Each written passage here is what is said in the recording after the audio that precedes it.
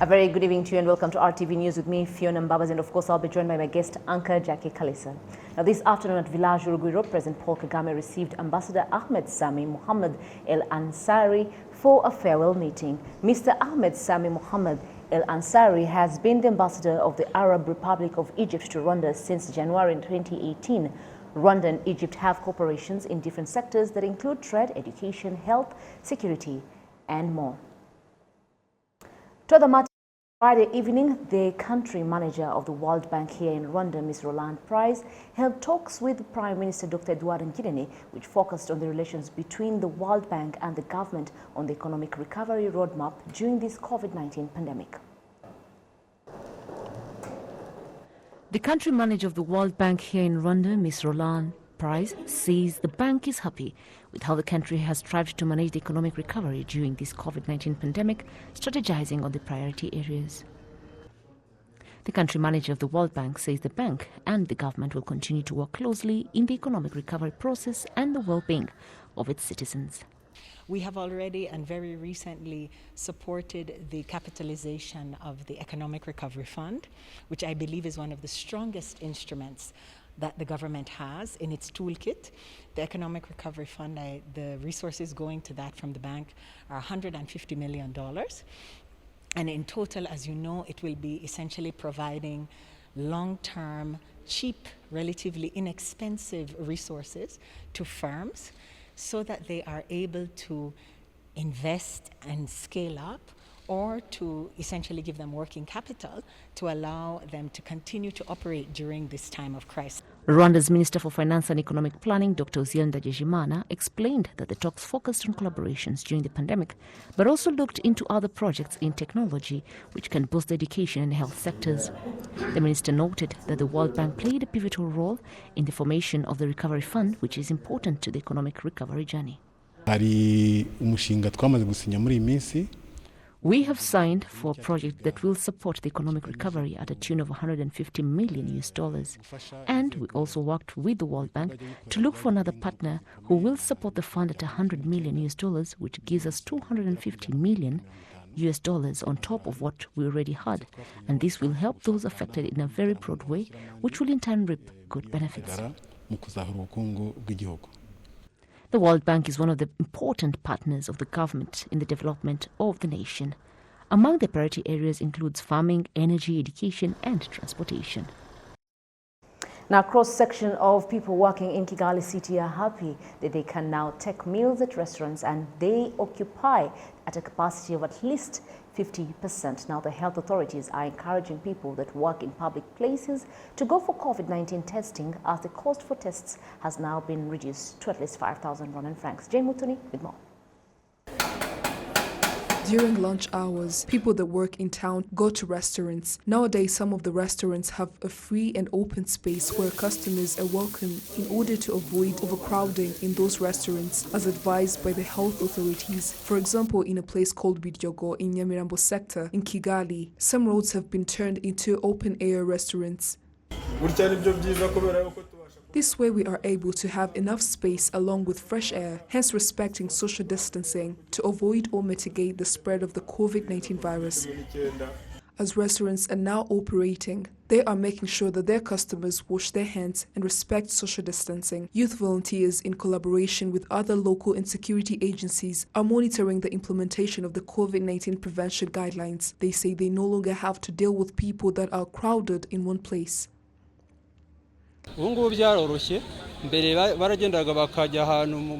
It's different now compared to recently, where you could find people crowded inside restaurants. But now, due to the program of installing tents outside restaurants, it helped to reduce the problem, hence people are now preferring to sit outside. When we check inside the restaurants, we find very few people, while those that are outside are also respecting social distancing.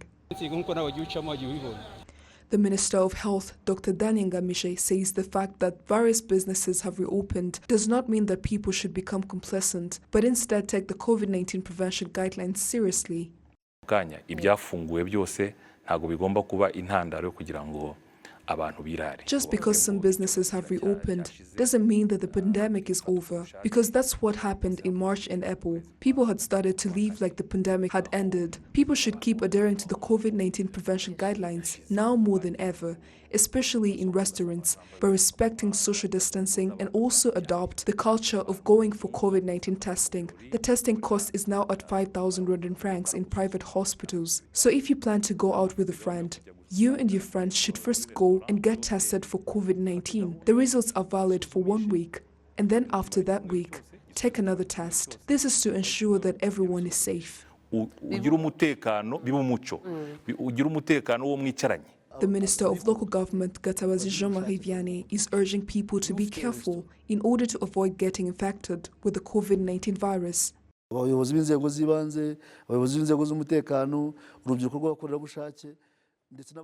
Local authorities, heads of security organs, youth volunteers and government employees have been assisting in the implementation of these measures, but this shouldn't have to be a rule, yet it's for the good of the lives of people. Instead, we have to raise awareness so that each citizen feels accountable. Over 20 people can plan to meet in a restaurant and spend over 2,000 to 3,000 Rwandan francs on a bill, so spending 25,000 or 30,000 on COVID-19 tests so that everyone is safe shouldn't be a problem. Health authorities are urging people to keep complying with the COVID-19 prevention guidelines, including wearing a face mask properly, washing their hands with clean water and soap, and respecting social distancing. Jane Mutoni, RTV News.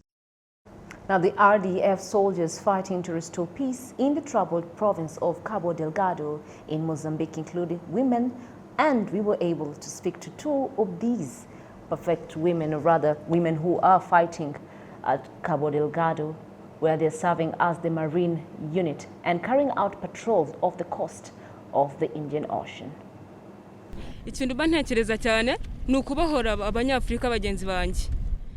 My first priority is liberating my fellow Africans. Most of the people killed include women and children. We must therefore liberate the people being oppressed by these terrorists. Also, I want to hoist Rwanda's flag high and make the country known internationally. I'm not afraid of the water because we have been properly trained and have all the necessary equipment to operate in such conditions, including life jackets. This port of Fungi is strategic because of the things like the gas extraction that takes place further inland in the province, and the enemy may use it to sneak in and cause havoc, damaging infrastructure and threatening the lives of the local people. That is why we are protecting it. I love what I do and encourage other women and girls to join the military. Most of them lack the confidence to do so. But really, we can do it just as our male counterparts. So they should join too, because we need more females doing this job.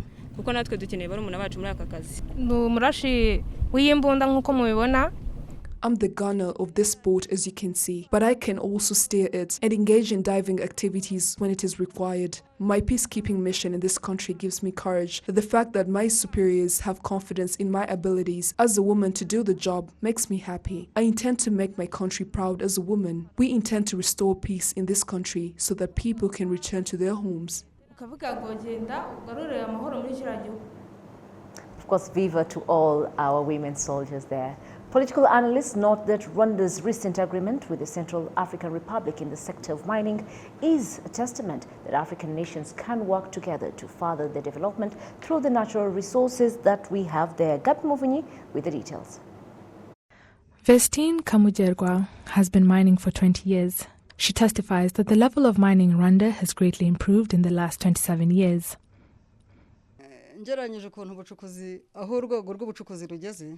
The mining sector has taken another step higher. As the years go by, so does the development of the country. We dig into the ground with the use of machineries, unlike before where we would just use hammers. The development of the mining sector in Rwanda is evident through the continuous growth of the sector. Figures from the Rwanda Mines, Petroleum and Gas Board indicate that in 2009, mining generated $55 million, in 2010, $71 million, in 2017, $373 million, in 2019, $412 million, and by 2020, $733 million, and by 2014, it is projected to an estimated $1.5 billion. During his recent visit to Rwanda, His Excellency President Faustin Archange Touadéra of the Central African Republic signed a memorandum of understanding with Rwanda on mining. Edward Kaihura, a Rwandan living in the Central African Republic, says such agreements have benefits for both sides because the Central African Republic has a lot of natural resources but has not made good use of them. It is a country rich in minerals such as coltan, copper, and iron. But of all of these, gold and diamonds are the only ones that are mined. Traditional methods of mining are the most widely used here, but also foreigners, especially the Chinese, have also started coming to dig here. In fact, it has no impact on the country's economy because the gold and diamonds are mined in a rebel-held area. Most of the stones are smuggled into neighboring countries. I feel that if Rwanda helps them to process these mines, it will benefit both Rwanda and Central African Republic. Alexis Nizeyimana, a political analyst, notes that cooperation between African countries will be about much-needed change in the way things are done. It is often the case that people disagree. There needs to be a level of transparency. We have become very familiar with European countries because they're the ones that have the factories that can process the stones. They're the ones who set the prices and they're the same ones that buy them. So this is different because we're all African countries. When people are on the same level of the market, both sides seem to benefit. This is to assure that they can work together with the natural resources that each country has.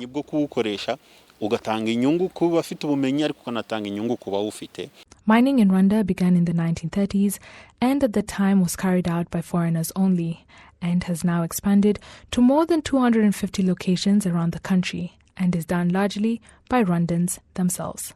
Kabi Muvunyi, reporting for RTV.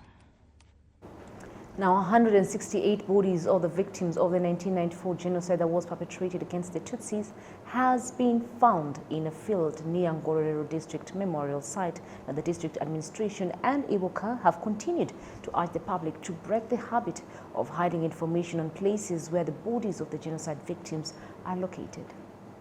The bodies of the victims of the 1994 genocide against the Tutsi were found in a field close to the Ngororero Genocide Memorial Site. The information about the location was provided by a child who was looking for hay to feed the cattle when he found the first bodies.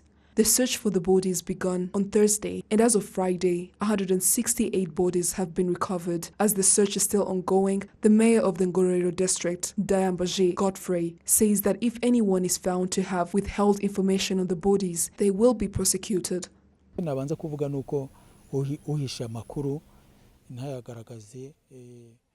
A person that will be found to be hiding information on where the bodies of the genocide victims will definitely be prosecuted. And RIB will also help us to investigate on the people that were farming in that field, starting from one of them who has been farming on it for about 8 years, so that we find those who withheld information.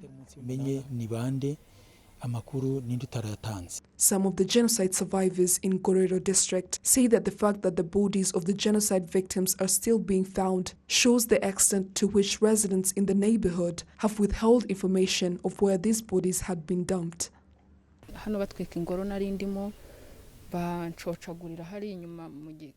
During the genocide, I was inside a building that was being burned down by the perpetrators, but the fire didn't reach the part where I was, so they found me there and started hacking me. I got out after 3 days when everyone had been burnt to ashes, but I can't begin to imagine why all this time people would hide information of where the bodies of the victims are. It's cruel and it hurts us very much, knowing that the bodies of our loved ones, whom we've been searching for all this time, were right next to us, and the people who knew about it were our very own neighbors. It's really hurtful.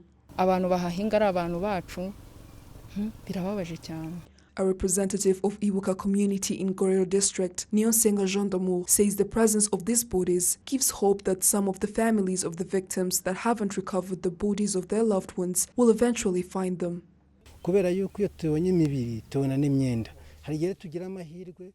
We easily identify the bodies by their clothes, and when the family of the victim identifies the body and gives them a proper burial, it goes a long way in helping them heal emotionally.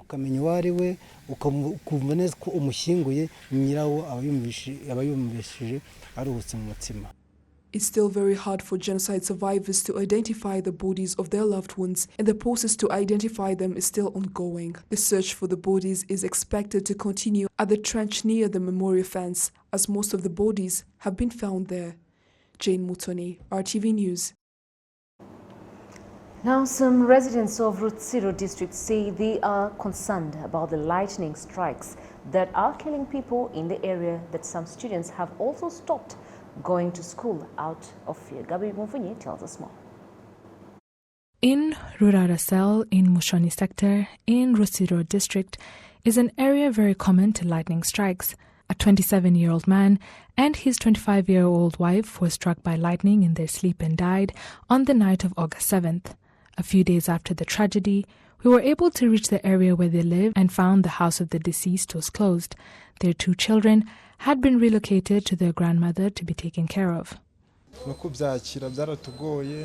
It was very hard to accept what happened, but it is life. This is not the first time this is happening. The last time, the lightning struck some students. It's quite common in that area.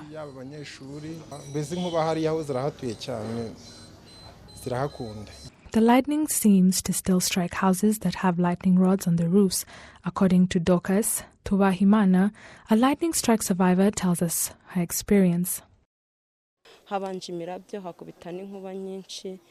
woke up at the hospital and they told me I was struck by lightning. I was sitting with people and I was close to a socket. Then I remembered there was loud thunder. Next thing, I wake up from a coma in the hospital. I cannot remember anything that happened that night. Some residents of Rurarasel say they live on a hill prone to lightning strikes. They are calling on authorities to install lightning rods in order to decrease deaths caused by lightning.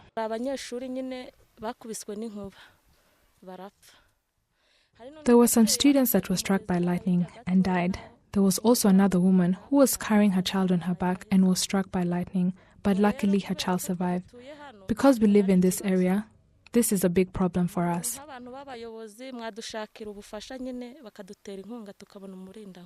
The lightning rods installed in Mucho Primary School are being questioned in terms of efficiency. The teachers at the school say that lightning still strikes the power lines and other things at location. Around 26 students have stopped coming to school because of them. Before they brought the lightning rods, the lightning would strike the electricity post and the lights would all burn out. Lightning strikes in Rutsiro are a problem and a concern for those working in Gatere Market and business centers who sell in locations that do not have lightning rods. The Rutsiro district mayor says every household is not provided with lightning rods because that would attract more lightning strikes.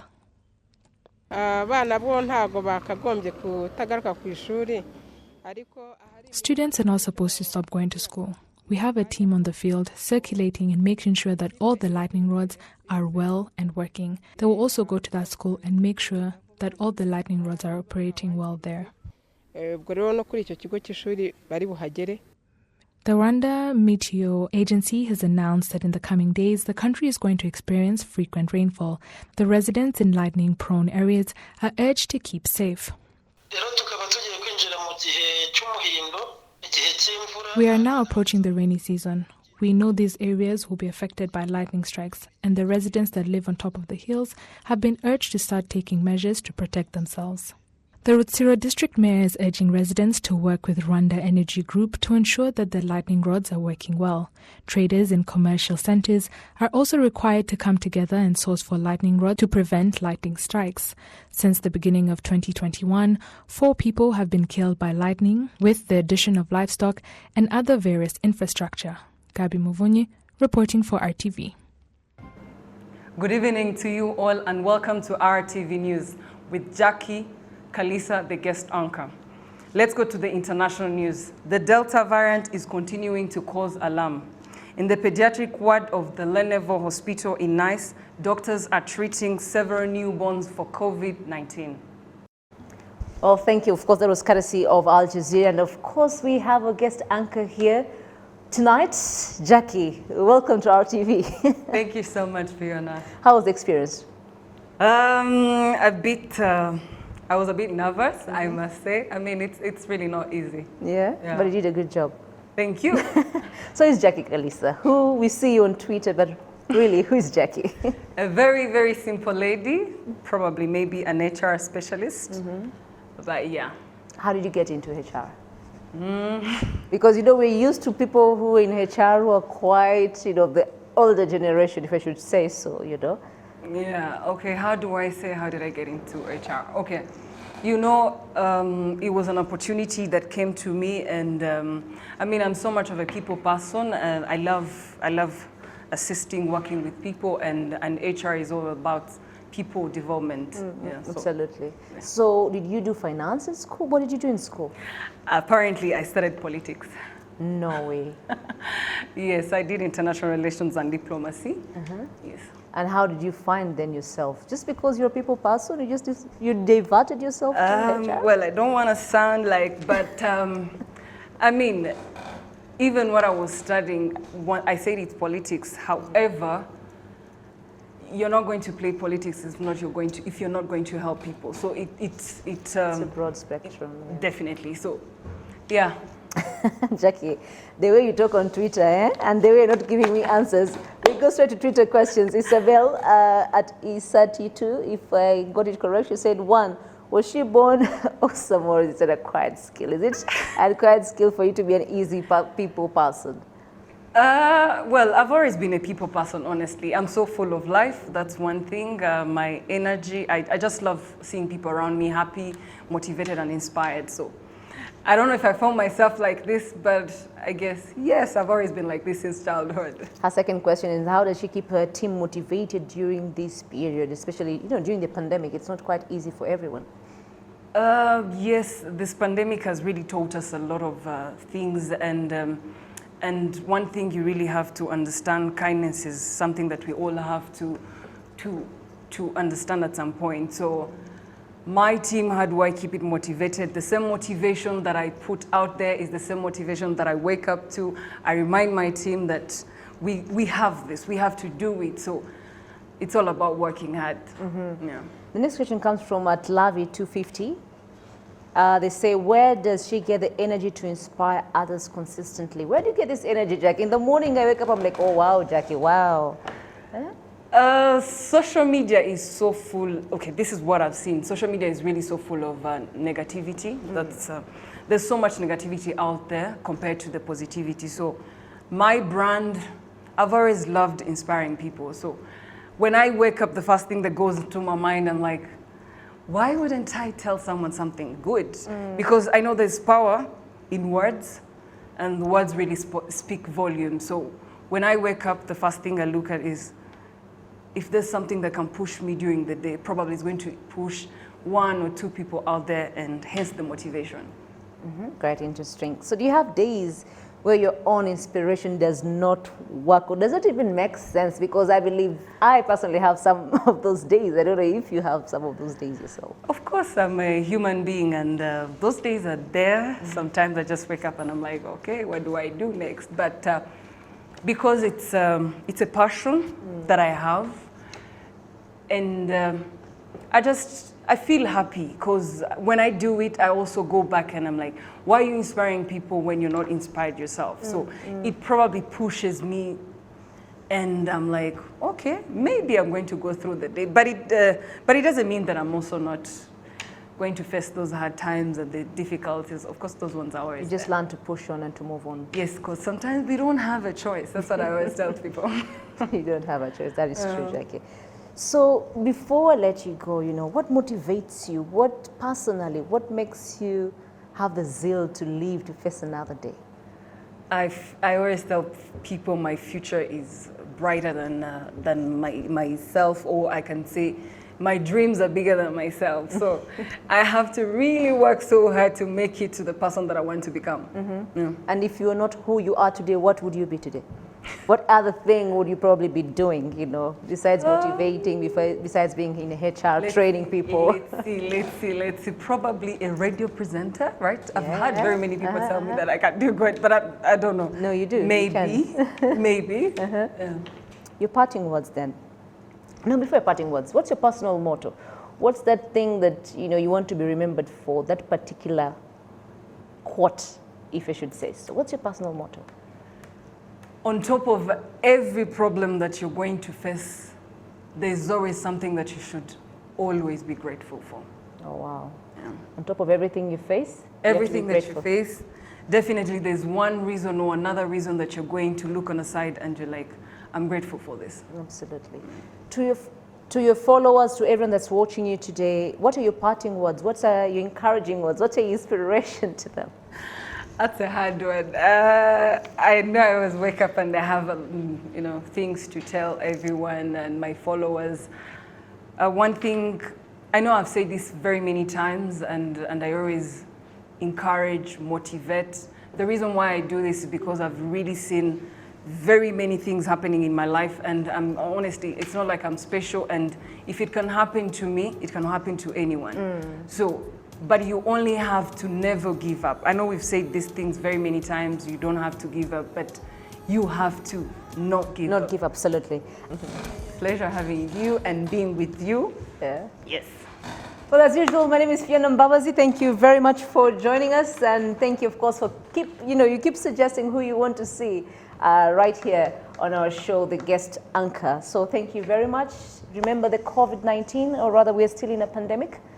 You have a role to play, so play it right as we continue to fight this pandemic. Have yourselves a blessed and a fruitful weekend ahead, Jackie. It's good night. Good night. Thank you.